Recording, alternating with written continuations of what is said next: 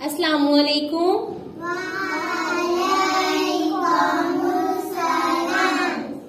Class, आज हम रेत पर ज़ वाले अल्फाज लिखना सीखेंगे, ठीक है। सबसे पहले अरफा बाजी जो है लिखेंगी बाज,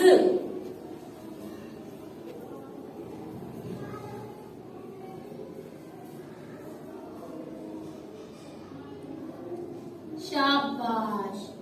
अब अरूज बाजी लिखेंगी आज,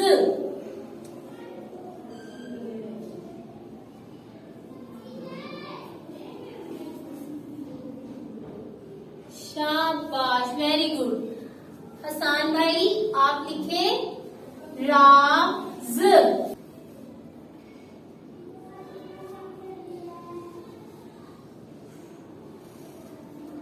एक्सीलेंट। अब है जी आयजा बाजी की बारी। आयजा बाजी आप लिखें ताज,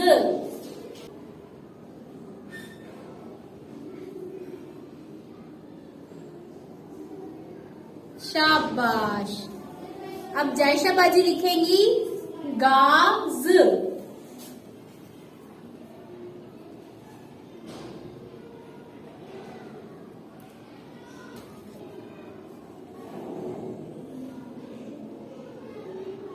गुड, शाबाश। अब माज भाई की बारी। माज भाई आप लिखें काज,